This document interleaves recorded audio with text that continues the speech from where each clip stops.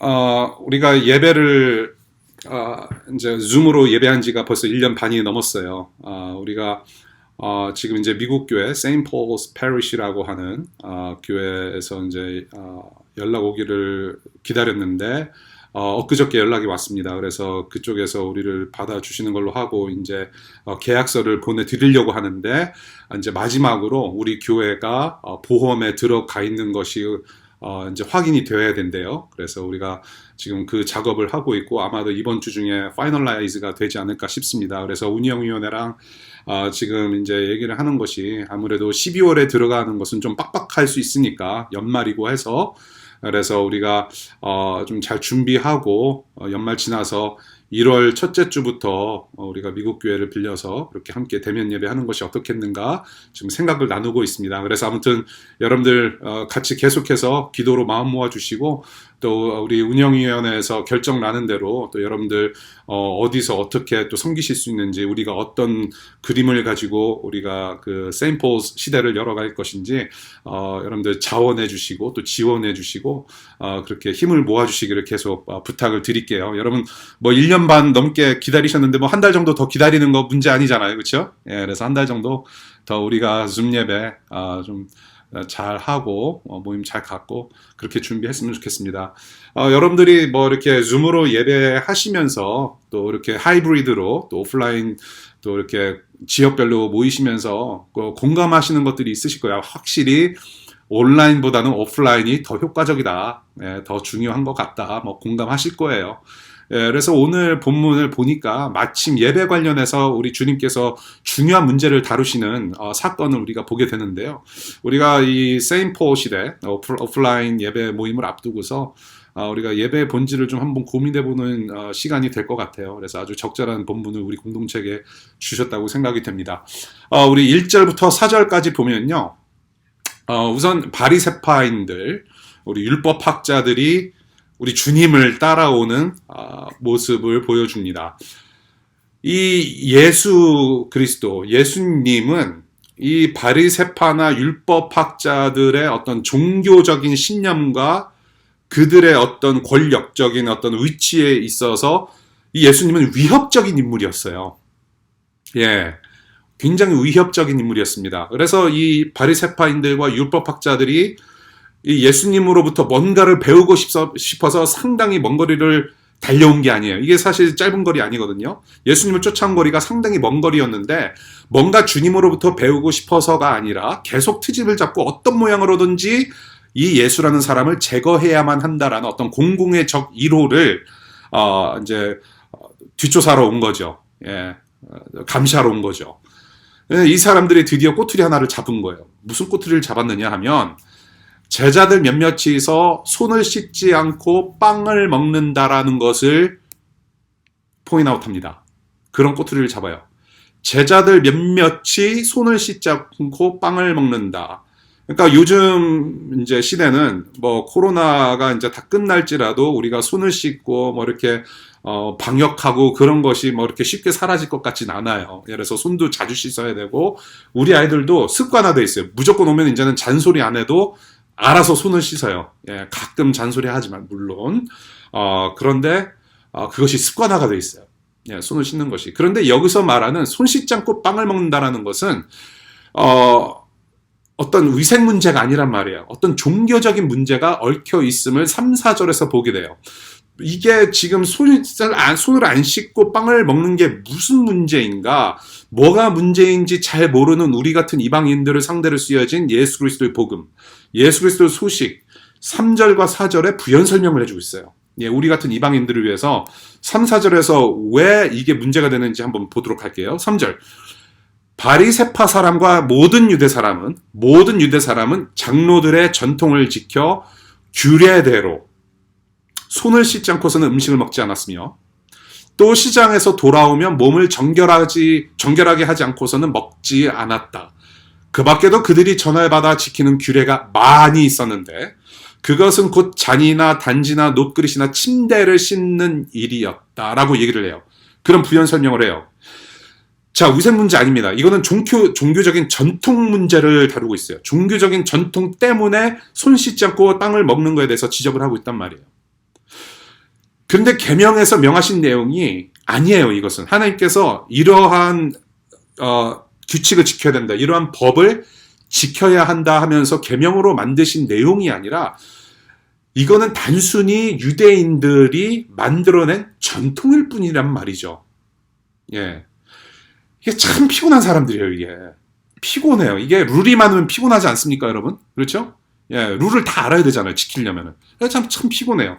그러니까 가령 예를 들어서 사절 같은 경우는 물론 이제 뭐 위생상으로도 손 씻는 게 우리에게는 상당히 자유로운 일이겠지만은 사절 보면요, 또 시장에서 돌아오면 몸을 정결하게 하지 않고서는 먹지 않았다. 그러니까 시장에 다녀오기만 하면 계속 샤워해야 되는 거예요, 이거는. 그러니까 여러분들이 H마트 가서 장을 볼 때 장을 보고 와서 짐 풀어놓고 바로 샤워하셔야 돼요, 매번. 분명히 아침에 했는데 또 저녁에 할 건데 장 보고 갔다 오면 이제 해야 되는 거예요. 아주 피곤한 사람들이에요. 그런데 4절, 이러한 전통이 많이 있었다라고 말을 해요. 많이 있었어요. 굉장히. 수백 가지가 돼요. 그러니까 이 수백 가지가 되는 전통과 이 법들을, 그들이 만든 규칙을 스스로 다 숙지하고 적용을 해야 된단 말이에요. 참 피곤해요. 조금 더 나아가서 2절 보니까 제자들 몇 사람이 손을 씻지 않고 빵을 먹었다, 몇몇이 이렇게 먹는 것을 지적했다라는 얘기는 일일이 다 꼼꼼하게 봤다라는 얘기예요. 처음부터. 그렇지 않습니까? 그러니까 쟤는 씻었네? 쟤는 안 씻었네? 쟤는 안 씻었구나. 일일이 지적할 수 있을 만큼 다 꼼꼼하게 다 지켜봤단 말이에요. 이거 참 피곤해요. 사람들의 모든 행동, 일거수일투족을 그냥 지나칠 수 없는 뭐 게슈타포 같은 어떤 종교경찰 노릇을 하고 있단 말이에요. 참 피곤한 스타일이에요. 이게 그런데요, 우리가 이렇게 겉으로 봤을 때는 참 피곤한 것인데 이 사람들 마음에 차 있는 게 있었단 말이에요. 우리도 거기서부터 자유롭지 못해요. 마음에 뭔가 차 있기 때문에 이렇게 했다라는 얘기죠. 바리새파와 율법학자들이. 그래서 5절부터 13절까지 보면요, 이제 예수님과 이제 대화를 나누는 장면이 보여지는데, 이런 종교인들이, 바리새파와 율법학자들이 왜 이 유대 전통을 지키지 않느냐, 왜 손 씻고 빵을 먹지 않느냐 라고 주님께 질문을 해요. 근데 우리 주님께서는 역시 우리 주님이세요. 말씀으로 혼꾸녕을 내세요. 이사야서 말씀을 인용하셔서 그대로 선포하세요. 6절을 보니까 예수께서 그들에게 대답하셨다. 이사야가 너희 같은 위선자들을 두고 적절히 예언하였다, 이렇게 기록되어 있다라고 새 번역에서는 굉장히 나이스하게 번역을 해놨어요. 그런데 그 유진 피러슨이라는 목사님께서 쓰신 메시지라는 성경 번역 설명 그 본을 보면 이런 식으로 또 표현하세요.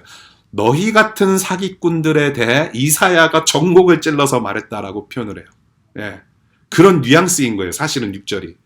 너희 같은 사기꾼들, 사꾼들에 대해서 너희들이 잘 알고 있는 이사야 선지자가 정곡을 찔러서 말을 했다. 너희의 그 정곡을 확 찔러버리는 말씀을 했다.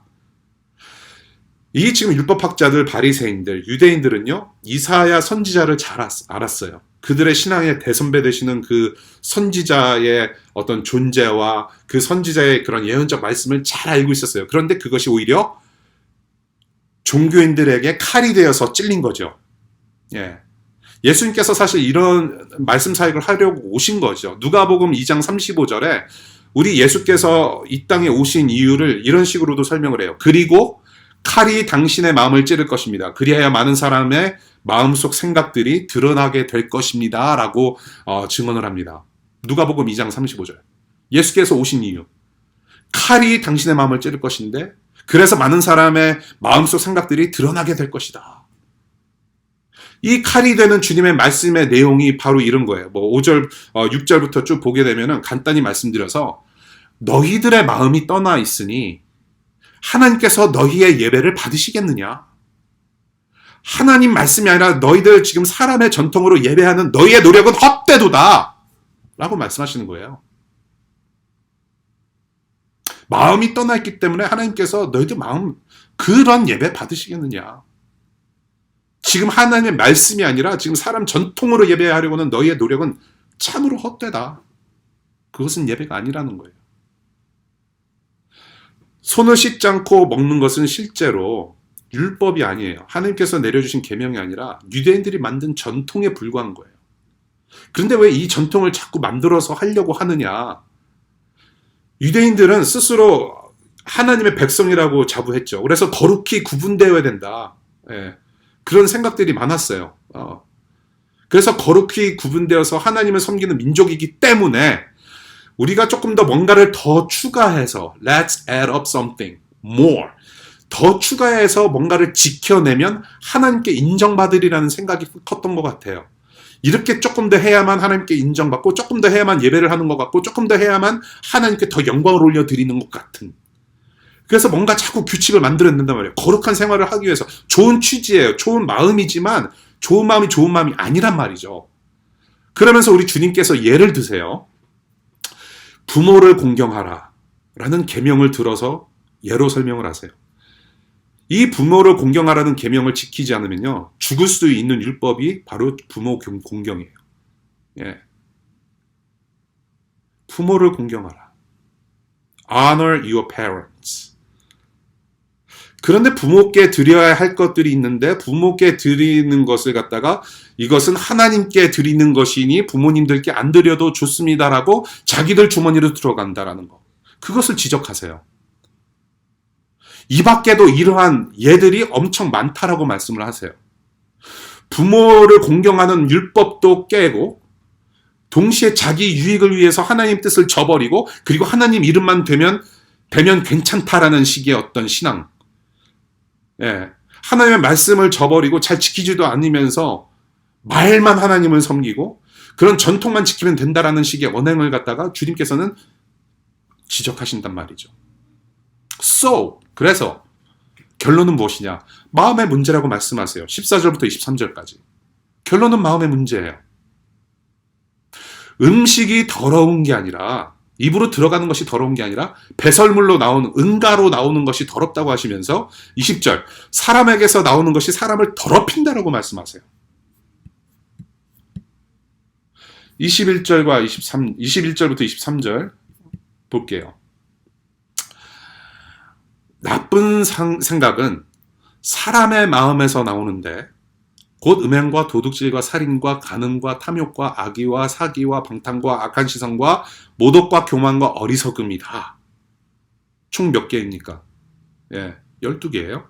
이런 악한 것이 모두 속에서 나와서 사람을 더럽힌다. 지금 주님께서 예를 드신 것만 12개인데요. 사실은 뭐 조목조목 세밀하게 따져보면 상당히 많아요. 예, 여러 가지가 많겠죠. 사람에게서 나오는 것, 그것이 사람을 더럽힌다 하면서 이 12개의 리스트를 쭉 나열해 주세요. 첫 번째 6개는요, 복수형이에요. 원문을 보면 복수형인데, 악한 행실들을 말을 해요. actions. 예, 행동들입니다. 악한 행동들. 그리고 그 후에, 나중에 6개는요, 단수형인데요, 악한 어떤 태도를 얘기를 해요. attitude. 어떤 마음의 상태, 태도. 이 6개의 악한 행실과 6개의 악한 태도, 이 12개를 종합적으로 보면은 자기 중심적이에요. self-centered. 자, 가만히 보세요. 음행과 도둑질부터 시작해서 교만과 어리석음, 다 누구를 위한 것입니까? 다른 사람 좋게 하기 위해서 여러분들 음행합니까? 아니잖아요. 다른 사람은 좋게 하기 위해서 내가 교만을 떱니까? 아니잖아요. 다 보면은요, 자기 중심적이에요. 하나님 믿는 신앙이라는 포장지로 내 주머니 챙기고 내 정욕 챙기고 내 명예 챙기고 내 권력을 챙기고 내 영광을 세련되게 감추는 인간의 악한 동기가 중심되는 삶에서 나타나는 모든 것이 바로 이 12가지 우리의 모습이라는 거예요. 더럽다라는 얘기입니다. 악한 동기, 악한 마음이 중심되었기 때문에 나오는 것은 배설물 같단 말이에요. 그것을 우리 주님께서 지적하세요. 전통이라는 어떤 자기 생각. 사실 전통이라는 건 자기 생각이에요. 사람 생각이죠. 우리가 만들어낸 거. 전통이라는 자기 생각. 그리고 하나님 말씀을 동일선상에 놓는 어리석음을 부리고 있다. 그거예요. 하나님의 말씀보다는 내 중심적인 생각, 내 중심적인 어떤 규율과 규칙, 그러한 전통들. 주님 말씀보다는 그것이 더 중요하다. 결국에는 무엇이냐? 나와 하나님과는 같은 레벨로 여기는 죄를 범하고 있는 거죠. 하나님의 말씀보다는 내 생각이 더 옳고, 그래서 하나님보다는 내가 옳다라는 거예요. 속 안에 자기가 왕이고 자기 중심이기 때문에 나오는 행위와 모든 보여지는 태도가 더러울 수밖에 없는 거예요. 우리 수준으로 나올 수밖에 없는 거예요. 하나님 수준이 아니라 우리 수준으로. 선한 것이 하나도 없어요. 그래서 선한 것이 하나도 없는 인간의 실상을 지금 우리 주님께서는 말씀의 칼로 후비시면서 들춰내시는 거죠. 이렇게 우리가 본문의 사건을 봤습니다. 우리 주님께서 율법학자들, 바리새인들과 어떤 대화를 나누셨는지 이 사건을 통해서 우리가 무엇을 배워야 하는가, 오늘 본문으로 우리에게 들려주시고 가르치시는 말씀이 무엇인지를 우리가 생각해 볼 때에, 우리 주님께서 오늘 본문에서 말씀하신 많은 말씀들 중에 예배의 핵심에 대해서 말씀하신 7절과 8절에 방점을 찍고 오늘 우리에게 공동체에게 들려주시는 말씀이 무엇인지 좀 나누고 싶어요. 예배의 핵심에 대해서 말씀하신 7절과 8절에 방점을 찍고 말씀드리고 싶어요. 7절과 8절, 우리 다 같이 성경 있으신 분들 우리 함께 같이 읽겠습니다. 파워포인트 뜨는군요. 같이 한번 읽어볼까요? 시작.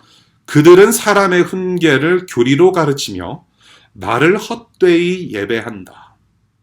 너희는 하나님의 계명을 버리고 사람의 전통을 지키고 있다라고 말씀하세요. 너희는 지금 사람의 훈계로 가르친다. 그것을 교리 삼아서 가르치는데 나를 헛되이 예배하고 있다라고 말씀하시고, 또한 너희들은 하나님의 계명을 버리고 하나님의 말씀을 버리고 너희들의 전통을 지키고 있다. 자, 지금 우리 주님은요, 하나님을 예배하는 이 예배의 문제를 지적하고 계세요. 분명히. 그런데 오늘 본문의 배경을 다시 한번 보십시오. 지금 이 사건은 저와 여러분들이 말하는 예배 중에 일어난 일이 아니에요. 식사 중에 일어난 일이죠. 그렇죠? 빵을 먹고 있는 것을 지적했기 때문에. 저와 여러분들이 생각하고 있는 어떤 경험하는 예배라는 어떤 의식이나 일요일 모임으로 이 예배를 국한시키지 않으셨다라는 것을 보게 돼요. 너희가 지금 헛되이 예배하고 있다라고 말씀하시잖아요. 근데 어떤 예배 모임, 어떤 종교적인 어떤 리추얼을 말씀하고 계시는 것이 아니라 예배라는 것을 삶 자체로 정의하세요. 하나님을 향하여서 아무리 좋은 마음으로 시작한 전통과 규율이 있을지라도 이미 마음이 어긋났기 때문에 하나님을 오해할 수밖에 없고, 그 오해하고 있는 하나님을 섬기고 있기 때문에, 그건 하나님이 아니죠. 하나님을 오해하고 있기 때문에 그것이 오히려 사람들을 억압하는 도구로 쓰이는 거죠. 그것을 예배 혹은 예배하는 삶으로 볼 수 없다라는 얘기예요. 하나님께, 우리 주님께서는 이사야서 말씀을 통해서 그것을 지적하시는 거죠. 마음의 문제를 지적하세요. 예배란 무엇인가? 그래서 따라서 예배는 의식이 아니라 마음으로 사라지는 삶의 문제라고 우리에게 가르치시는 것 같아요. 마음을 통해서 사는, 마음으로 사라지는 어떤 인생의 문제, 삶의 문제라고 가르치시는 것 같아요. 예배란 무엇인가? 우리 잠시 다시 한번 알고 있는 것일지라도 리캡 해봤으면 좋겠어요. 리마인드. 예배라는 단어, worship이라는 단어를 여러 가지로 우리가 표현을 할 수가 있어요. 사실은 이게 한 가지 데피니션 가지고 설명할 수 있는 부분이 아니에요. 그런데 성경 전체를 보면서 예배란 무엇이라고 우리가 할 수 있을까라고 했을 때, 하나님과 아버지와 왕으로 모시고 그 하나님의 생각이 전달된 말씀에 합당하게 사는 그 생명, 삶 자체를 갖다가 예배라고 정의하고 싶어요. 성경 전체의 흐름으로 봤을 때. 다시 말씀드립니다. 하나님을 하나님으로 모시고, 하나님을 창조주 아버지로 모시고, 우리 한 분 되신 왕으로 모시고, 그 하나님, 창조주 하나님의 생각이 전달된 그 말씀, 하나님의 말씀에 합당하게 사는 삶 자체를 예배로 디파인 할 수 있다는 말이에요. 그렇게 정의하고 싶어요. 적어도 오늘 본문 안에서 봤을 때, 본문으로 생각해 봤을 때. 그래서 원래는 하나님께서 창조하실 때 피조물들이, 특별히 인간들의 모습이 이랬어야 됐어요. 아, 하나님이 하나님이시구나. 그리고 아버지 되시는구나. 창조주 하나님 아버지, 우리 왕이 되시는구나. 그래서 하나님의 말씀을 그대로 살면 되는 거구나. 원래 모습이 이랬어야 됐단 말이죠. 아담과 하와가 만들어졌어요. 하나님께서 아담과 하와를 첫 인류, 우리의 조상으로 만드셨어요. 근데 아담과 하와를 어떻게, 인간들을 어떻게 지으셨다고 성경에서 증거하고 있습니까? 무슨 형상대로? 강아지 형상대로? No. 물고기 형상대로? No. 하나님의 형상대로 만드셨다라고 말씀하세요. 인간들이 하나님의 형상대로 만들어졌기 때문에 하나님의 영광 그 자체예요. 그러니까 아담과 하와가 동산을 거닐며 있다가 뱀이 꼬셨잖아요. 너희들이 저거를 먹으면은 하나님같이 되리라. 선과 악을 구분할 수 있는 하나님처럼 될 것이다 라고 했을 때에 아담과 하와는 어떻게 대답을 했었냐면은 무슨 개소리, 웃기지 마라. 나는 하나님처럼 돼야 된 사람이 아니라 이미 하나님의 형상대로 지음받은 사람이라고 되받아쳤었단 말이죠. 이미 하나님의 영광인 거예요, 사람은.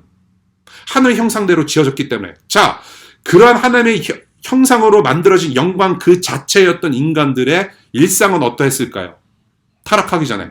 오직 하나님을 사랑하고 아담과 이웃도 사랑하고 앞으로 태어날 자식들과 인간들을 사랑하는 마음으로 에덴 동산을 일구어가면서, 그렇죠? 정복하고 생육하면서 확장해가는 일상 자체가 하나님의 뜻이었고 하나님의 일이었어요. 그것이 바로 그 자체가 예배였단 말이에요. 무슨 말씀인지 아시겠어요? 아담과 하와가 하나님의 형상대로 그 영광의 존재가 되어버렸어요. 영광스러운 존재가 있어요.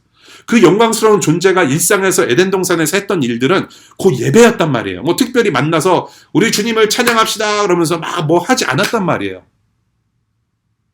창세기를 보면요, 그냥 생육하고 번성하고 정복하라. 그냥 일상에서 일하는 일 자체가 예배였단 말이에요. 하나님과 동산을 거닐면서 하나님과 소통하면서 선하신 하나님만을 바라보면서 하나님을 사랑하고 이웃을 사랑하는 충만함으로 삶 자체가, 사는 것 자체가 예배였다라는 거예요. 그런데 하나님 말씀을 저버려요. 무슨 개소리냐라고 되받아치지 않고 과연 그런가? 라고 하면서 넘어가잖아요. 하나님의 말씀을 저버림으로 해서 누구를 무시합니까? 하나님을 무시해버려요. 결국에는 하나님이 아니라 우리 자신이 왕이 되어버린 사건이 창세기 3장의 사건이죠. 그리고 그 창세기 3장의 사건은 지금까지도 이어지고 있잖아요. 그래서 우리 자신이 왕이 되어버림으로 해서 그 결과는 어떤 결과냐? 생명의 하나님을 떠난 죽음이라는 것이죠. 그래서 죽음이 찾아와요. 우리의 육체적인 죽음뿐만 아니라 영혼의 죽음, 우리 일상의 죽음, 여러분들이 아프고 슬프고 상처받고 넘어져서 쓰러지고 병들어서 막 그냥 그 병원에 누워있고 하는 모든 것 자체가 죽음 안에 포괄된 말이죠. 현상들이죠. 그래서 예배의 삶을 살고자 하는 마음을 회복하는 일, 정말로 하나님을 향하여서 하나님의 뜻 가운데, 하나님의 사랑 가운데, 하나님의 그런 생명을 살아내는 그런 마음을 회복하는 일은 우리는 불가능하다란 말이에요. 왜? 전적으로 타락했고 전적으로 다 죽어있기 때문에 우리 의로서는 전혀 불가능한 거예요. 아무리 좋은 마음을 가지고 있더라도 좋은 마음이 아닌 거예요. 구멍이 늘 있어요. 구멍이. 온전한 마음을 가질 수가 없어요. 하나님을 향하여서는. 그래서 이러한 패런이 구약 성경에서 계속 보여지잖아요. 하나님을 예배하겠다고 하면서 정말로 예배하는 것 같은데 우상을 만들어내고 또 우상을 또 파괴하면서 또 다른 우상을 만들어내고 또 하나님께 회개하면서 자책하고 돌아오고 그러한 현상들이 계속 반복되잖아요. 우리 3절과 4절, 바리새인들과 율법학자들도 보십시다. 3절, 4절. 하나님을 잘 섬기기 위해서 손 씻자 그런 규율을 만들어서 지키고 있었어요. 뭔가를 잘 씻는 일에는 열심히 있었어요. 그런데 정작 누구를 못 씻습니까? 정작 하나님을 향한 자신들의 마음은 씻지를 못해요. 정작 우리는 뭔가를 잘 하려고 노력하고 뭔가를 아름답게 꾸며서 하나님을 예배하려고 노력은 하지만은 우리의 마음은 제대로 씻어낼 수가 없다라는 거. 우리의 모습이 보여지죠. 그래서 하나님의 아들 예수 그리스도의 피가 저와 여러분들을 깨끗하게 씻겨내신 거죠.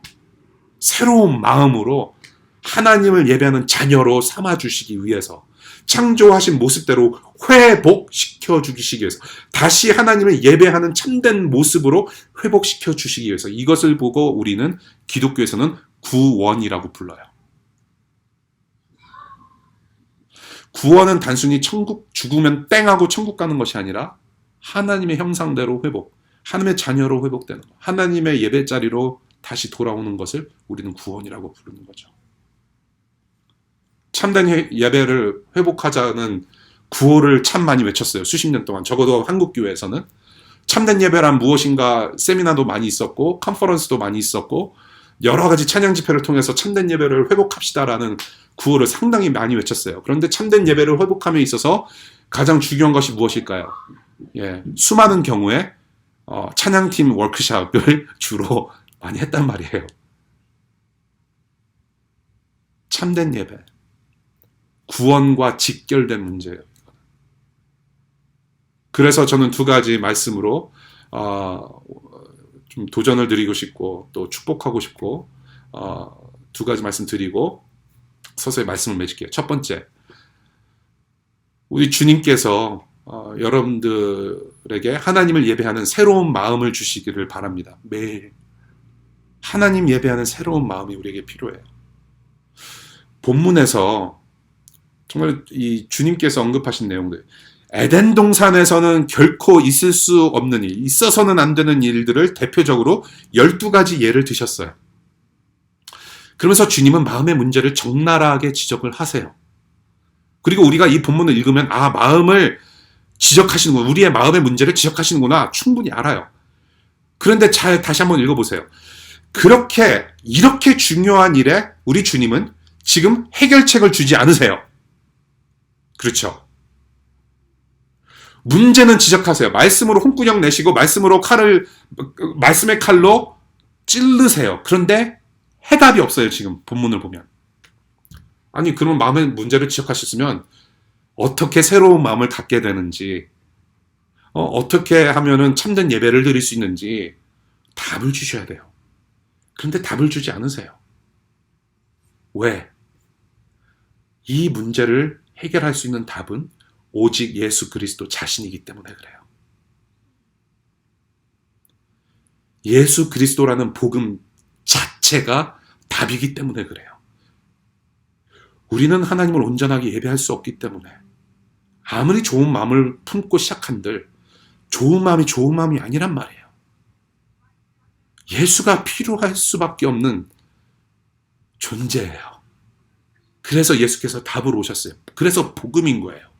그래서 좋은 소식이에요. 누가복음 5장 31절과 32절 주님께서 이렇게 말씀하세요. 건강한 사람에게는 의사가 필요하지 않으나 병든 사람에게는 필요하다.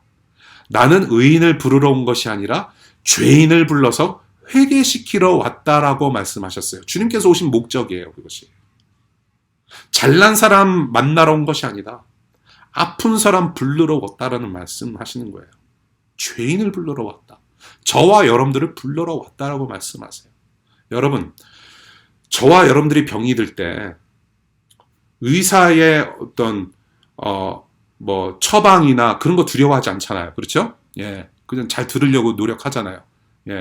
그 병이 아니었으면 좋겠다라는 심정으로, 만약에 그 병이 들었으면은 의사가 하는 말대로 따라하고 치료해야 되겠다, 힘을 써야 되겠다는 다짐이 들잖아요. 가령 여러분들이 의 내시경을 찍든지 수술하러 들어갈 때 마취 주사를 두려워하지 않잖아요. 그렇죠? 마취 주사가 여러분들 임신하셔서 이제 아기 낳으실 때 여러분들 아시잖아요. 아기 낳으신 분들 마취 주사가 있단 말이에요. 다 바늘이 이만해요. 그래서 마취 주사 바늘만 보고도 당사자들, 그러니까 우리 아기 엄마들은 안 놀라는데 남편들이 놀라서 막 기절해가지고, 그래서 남편들을 마취 주사 놓을 때는 나가 있게 한다라는 어떤 그런 뭐가 있나 봐요. 마취 주사 바늘이 이만해요. 그거 두려워하지 않잖아요. 척추에 쑥 들어오는 것을 두려워하지 않잖아요. 왜? 필요하기 때문에. 칼을 두려워하지 않잖아요. 슬기로운 스의생을 볼 때 막 수술하지 않습니까? 예. 얼마나 무서워요. 막 피 튀기고 막, 저는, 아우, 무서워요. 그런데 왜 칼을 두려워하지 않습니까? 내 몸을 맡겨야 되는 상황이기 때문에. 여러분들이 백신 맞을 때 과연 이 모더나 백신이나 파이저 백신이 부작용을 일으켜서 내일이면 내가 주님을 만나는 것이 아닌가 두려워하지 않았잖아요. 팔 걷는 순간부터 여러분들은 믿음이 있었어요. 여러분들의 몸을 맡기고 잘 낫기를 바라듯이, 그래서 의사한테, 간호원한테 여러분들의 몸 부위를 맡기듯이, 몸을 맡기듯이, 그런 믿음으로 주님께 여러분들의 몸과 마음과 인생을 맡기시기를 바랍니다. 우리의 마음의, 영혼의, 몸의 치유는 오직 예수 그리스도밖에 없어요. 우리 영혼의 말씀에 칼이 들어와서 도려내야 할 암덩어리를 주께서 제거해 주셔야만 돼요. 그래서 하나님의 자녀로 다시 태어나서 우리 하나님을 예배하는 새로운 삶을 사실 수 있어요. 그러한 새로운 삶을 사시기를 축원드립니다. 이것이 바로 구원의 생명력이에요. 여기에 우리의 참된 행복이 있습니다. 그래서 예수께서 오신 거예요. 이 행복 때문에. 주님께 맡기십시오. 던져내십시오. 두 번째 말씀드리고 싶은 것은 하나님께서 원하시는 예배의 일상을 계속해서 살아가시기를 바랍니다. 식상한 도전이에요. 일상을 얘기하고 있기 때문에. 근데 이것이 우리가 해야 될 예배의 모습이에요. 하나님께서 원하시는 예배의 일상이 바로 여기 있어요. 그러한 예배의 일상을 살아갔으면 좋겠어요. 무엇이냐? 하나님이 백성들에게 뭐라고 명령하세요? 여러 가지 계명을 주셨어요. 10계명 주셨어요. 율법을 주셨어요. 너희는 이렇게 살아라. 하나님의 백성, 하나님의 자녀로서 이렇게 살아라라고 주신 것이 바로 계명이에요. 근데 그 계명을 두 가지로 함축할 수 있는데 하나님을 사랑하는 것이고 이웃을 사랑하는 것이라고 우리는 배우고 있습니다. 이 하나님을 사랑하고 이웃을 사랑하는 이 마음이 근본이 되어서 사는 삶 자체가 하나님 보시기에 합당한 예배라고 말씀하세요. 오늘 공동 기도 제목이 그거잖아요. 로마서 12장 1절과 2절이에요. 합당한 삶, 합리적인 삶, reasonable worship. 주님 보시기에 기뻐하시는 합당한 예배가 무엇인가? 하나님을 사랑하고 이웃을 사랑하면서 분별하면서 살아가는 그 삶 자체가 예배라고 말씀하세요. Reasonable act of worship이라고 표현하죠. 로마서에서는. 히브리서 13장 15절과 16절에 이런 말씀이 있어요. 우리는 예수로 말미암아 끊임없이 하나님께 찬미의 제사를 드리십시다. 하나님께 끊임없이 찬미의 제사를 드립시다. 찬양을 합시다. 찬양을 하면서 하나님을 예배합시다. 이것이 곧 그의 이름을 고백하는 입술의 열매입니다. 라고 얘기하고 있어요. 그러니까 단순히 우리가 주일 예배 모임에만 와가지고 찬양하고 뭐 이렇게 하나님을 찬미하는 것이 아니라 계속해서 끊임없이 하나님의 이름을 부르고 찬송하고 그분이 어떤 분이신지, who God is and what God has done for us, what God has done for me, 그것을 기억하면서 찬송하고 감사하는 삶을 계속해서 살아라. 그리고 또 말을 해요. 16절, 선을 행함과 가진 것을 나누어 주기를 소홀히 하지 마십시오. 하나님께서는 이런 제사를 기뻐하십니다라고 도전하고 있습니다. 하나님을 찬양하고 감사하고 하나님의 존재를 기억함과 동시에 선을 행하고 가진 것을 이웃들에게 나눠주기를 소홀히 하지 말라라고 얘기를 해요. 그것이 바로 하나님을 기쁘게 하시는 제사라고 말해요. 하나님을 기쁘시게 하는 참된 제사가 그것이다. 뭐예요? 삶이에요. 일상. 에덴 동산의 일상이 그러했을 거란 말이에요. 타락하기 전에. 여러분들 학교에서 공부하는 거, 직장에서 일하는 거, 여러분들이 집에서 댁에서 살림하시는 것들, 자녀들 양육하는 거, 여러분들의 삶의 구석구석에서 하나님을 기뻐하시는 산제사로 저와 여러분들의 자신을 불사르는 거죠. 그리고 불사르고 탄내나는 향기를 가지고 그대로 와서 주일 예배 모임에 그대로 가지고 와서 우리의 힘과 능력 되시는 하나님을 다 함께 셀러브레이트하는 그런 주일 예배 모임. 여러분들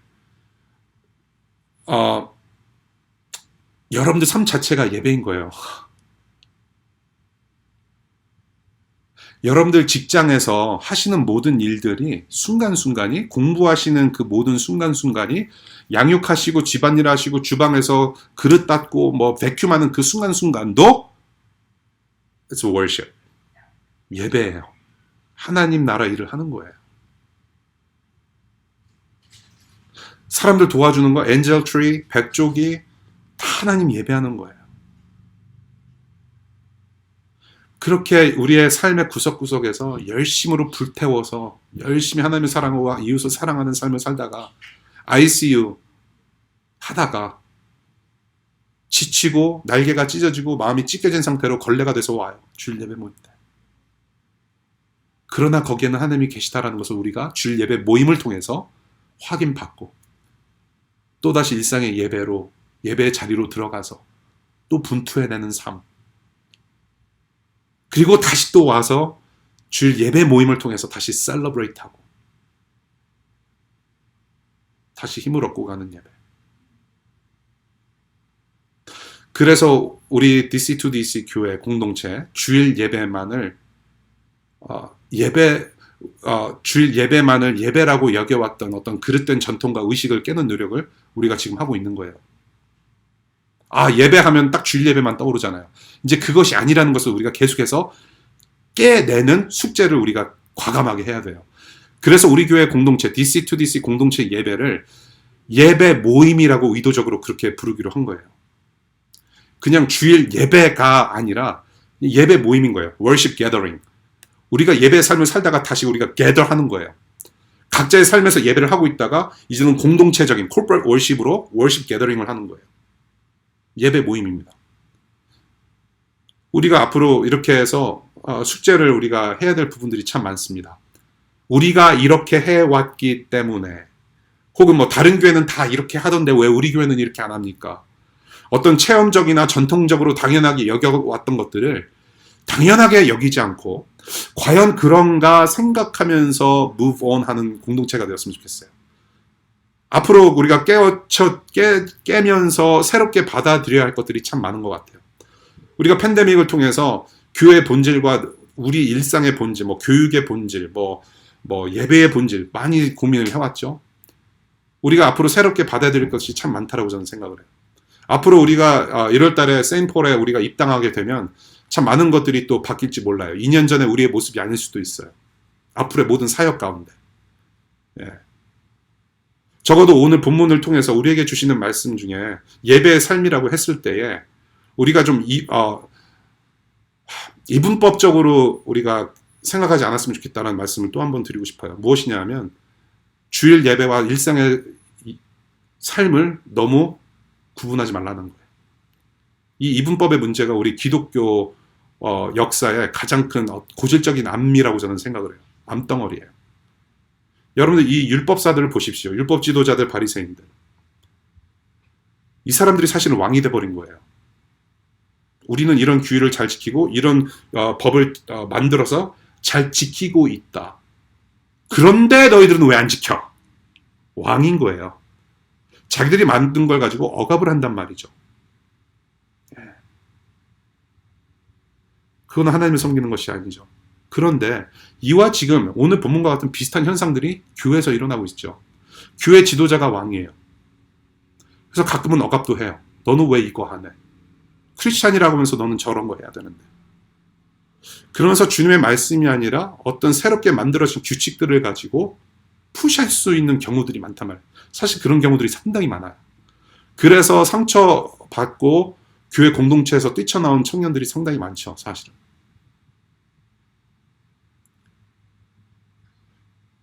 이런 상처를 안 받으려면요.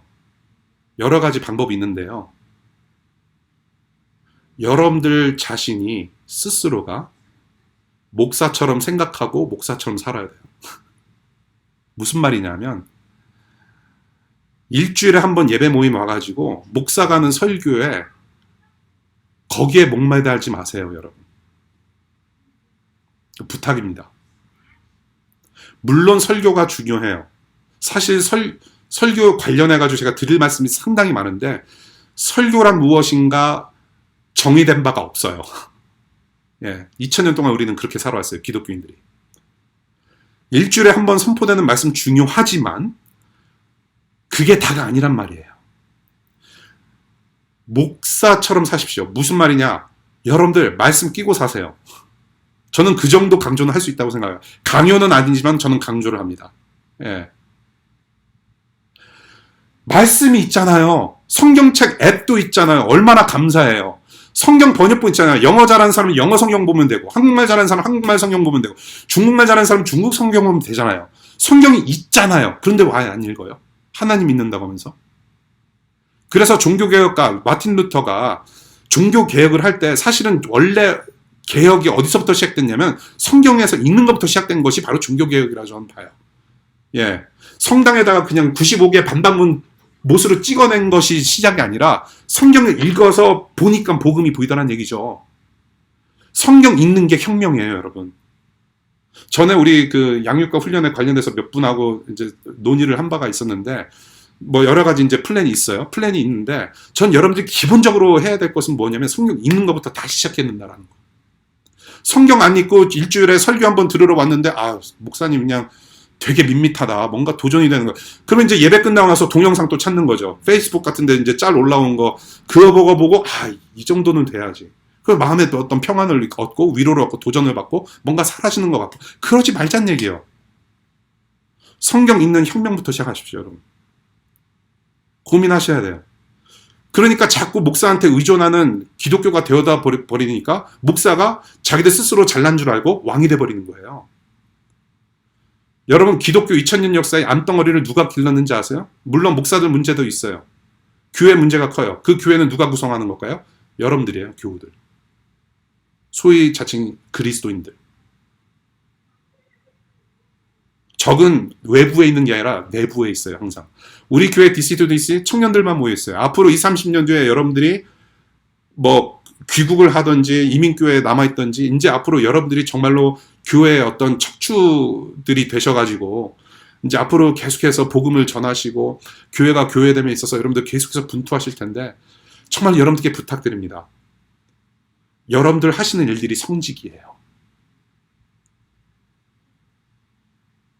말씀을 연구하시고 스스로 좀 깨우치시고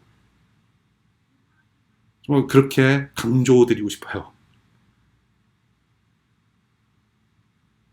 우리가 일상에서 정말로 땀내나는 몸부림을 치는 그런 성직의 삶을 살고 정말로 땀내나는 예배입니다. 땀내나는 몸부림이 예배라고 표현이 되어지는 거죠.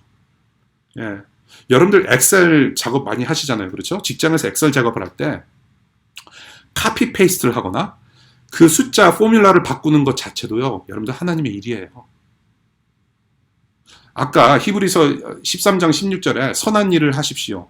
선한 일을 하는 것이 하나님께서 기뻐하시는 제사임이라고 말씀하시잖아요. 그 선한 일이 무엇입니까?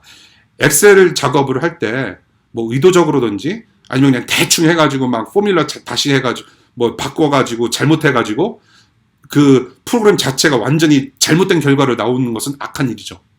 그러면 선한 일이 무엇입니까? 그냥 맡겨진 일 최선을 다해서 정확히 하는 거예요. 열심히. 물론 실수는 있지만 의도적인 것이 아니라면 그 작은 일 하나도 하나님이 하는 거예요. 손님을 만날 때 말 한마디 건네는 거. 예.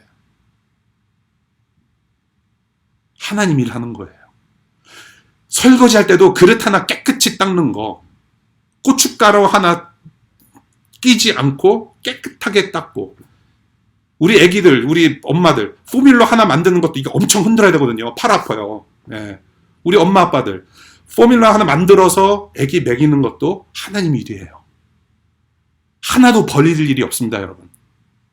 여러분들은 하나님의 영광, 하나님의 형상대로 만들어졌고 여러분들이 하는 모든 일들이 예배이기 때문에. 그렇게 일주일을 다 같이 살다가 정말로 우리가 그런 입에서 담내나는 어떤 땀내나는 모습을 가지고 와서 하나님 앞에 진득하게 모여서 다시 한번 힘을 얻고 저는 그렇게 생각해요. 이런 분투하고 예배하는 모습 그리고 그러한 모습을 가지고 예배 모임에 와서 우리가 공동체적으로 하나님을 만날 때의 모습이 어떤 모습인가 생각해 봤을 때 갑자기 그 이병헌 씨가 생각이 나요. 예, 배우 이병헌. 예, 뭐 한국의 대표적인 연기자죠. 그분이 연기를 왜 잘하시느냐 사람들이 평가하는 이유 중에 하나가 뭐냐면 눈은 슬퍼하고 입은 웃는 연기를 하라고 하면 그렇게 하는 연기자가 바로 이병헌 씨래요. 그래서 그런 짤들이 많이 나오잖아요. 동영상들이. 예. 이병헌 씨 연기 딱 보면은 여기는 울고 있어요. 울고 있는데 입은 웃어요. 웃음과 슬픔이 공존해요. 우리는 다시 예배 모임 올 때 슬픔으로 오고 찢겨진 심정으로 오지만은 여전히 하나님께서 함께 하신다는 그 사실 때문에 우리의 소망 되시는 예수님 때문에 웃을 수 있는 그것이 공존하는 사람 냄새가 나지만 하나님의 영광이 체험되어지는 예배. 그러한 예배 모임. 24/7, 24/7, 365 예배하는 교회 공동체가 될 수 있기를 바라요. 네. 말씀 맺을게요. 나를 헛되이 예배한다라는 제목으로 말씀을 맺었어요. 마음의 문제다. 예배라는 것은 우리 일상의 예배에 있어서 마음의 문제인데 얼마 전에 이놈의 우리 자식들이 할로윈이라고 그래가지고 캔디를 무지 가져왔어요. 예. 캔디를 어느 정도 가져왔냐면은 동네 한 바퀴를 돌아요. 그리고 나서 집에 와서 한 번 털어요. 예. 자기들이 콜렉트한 거를 한 번 털고 다시 나가요. 그래서 그만큼을 또 가져와요. 엄청 많아요. 이놈의 자식들. 예. 근데 엄청 많은데 이놈의 자식들이 뭐 자발적으로 주는 게 없어요. 이놈의 자식들이. 예. 아버지, 어머니 한번 드셔보세요라고 해본 적이 없어요. 예. 그냥 아빠가 좋아하는 킷캣, 아빠가 좋아하는 크런치 있네. 어쩌다가 한 번 줄 뿐이지. 아버지 드셔보세요. 어머니 한번 드셔보세요를 한 번도 해본 적이 없어요. 이 나쁜 놈 자식들이. 예. 그래서 저는 그래요. 이놈의 자식들이 내가 좋아하는 게 저기 분명히 있는데 이놈들이 안 꺼내놓는단 말이에요. 그럼 제가 얘기를 해요. Any donation 그래요. Any donation. 예, 그게 도네이션입니까? 강요받는 게 도네이션이에요. 예. 그래서 애들이 어쩔 수 없이 주는 거예요. 그리고 이제 할로윈 끝난 지 지금 한 20여일 지났잖아요. 이제 지들 먹기 싫은 거 저한테 계속 주고 있더라고요. 저는 이러한 모습을 보면서 제 생각을 했어요. 일상에서 하나님을 향한 내 마음은 어떤지. 나는 온전히 드리고 있는가? 내 아픔까지도 내 연약함까지도 하나님 아버지께 다 꺼내놓을 수 있는 삶을 살 수 있는가? 확실히 신앙이라는 것은 형식이 아니라 마음의 문제인 것 같아요. 마음. 하나님을 향해서 우리는 어떤 마음이 있는가? 우리를 향해서는 하나님께서 예수 그리스도 아들까지 다 내어주시기로 작정하시고 마음까지 다 쏟아내신 분인데 나는 어떤가? 라는 생각을 해보게 돼요. 드러냄의 신앙, 어떤 율법주의자들과 바리새인들의 어떤 드러냄의 신앙이 아니라 신앙이라고 하는 것은 노가짐의 신앙이 아닌가라고도 생각이 돼요. 노가짐의 신앙. 예배라는 것은 우리가 뭔가를 자꾸 해서 뭔가를 드러내는 것이 아니라 예수님의 사랑으로 녹아지는 삶 자체가 예배가 아닐까라는 정의를 좀 내리고 싶어요. 그래서 그 예수께서 우리 안에 녹아지셔가지고 예수께서 들어오셔서 녹아지셔서 우리를 또 새롭게 해주시고 그래서 그 예수를 닮아가면서 우리가 하나님을 사랑하고 이웃을 사랑하는 일상으로 예배하는 그 공동체가 되어야 되지 않겠는가. 그것이 바로 주님께서 원하시는 교회 모습이 아닌가. 그렇게 생각을 해보게 돼요. 우리 함께 기도하겠습니다.